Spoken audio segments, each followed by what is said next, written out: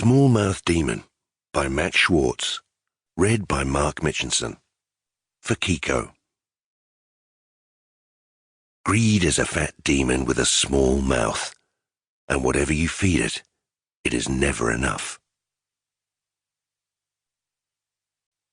Chapter 1.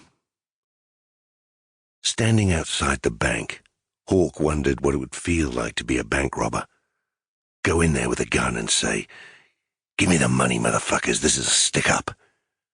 He'd never been able to work out why it was called a stick-up, because people had to stick up their hands in the air. Well, that was hardly the major thing. Was it? Maybe it would be better to say, "I'm here for the money, just put it in the bag." The problem was, if you were standing in the middle of a bank with a gun, it should be pretty obvious to most people what was going down, so a statement like that was already redundant.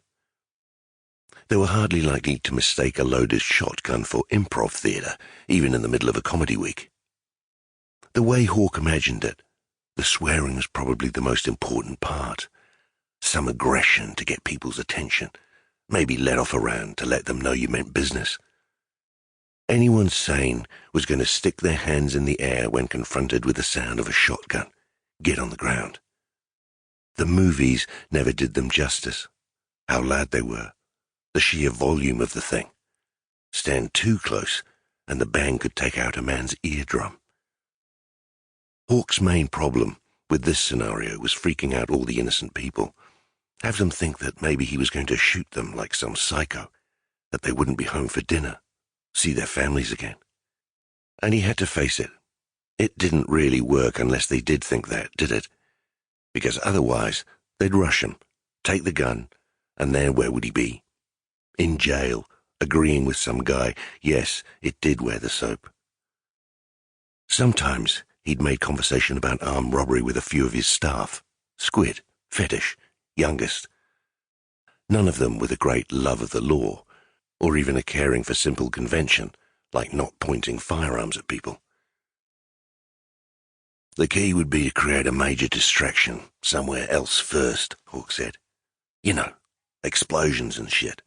Auckland traffic, a burning car would paralyze the whole city." Looking up from the line of cocaine he was doing, Squid said, "Yeah, get away on trail bikes. Yamaha YZ450s, bro. Those things can move, man."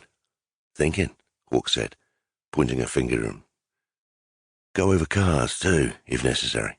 "Check it out," Squid said. "I drew the lines of coke like a map of New Zealand. You're the North Island." Now he was standing outside. Sample complete. Ready to continue?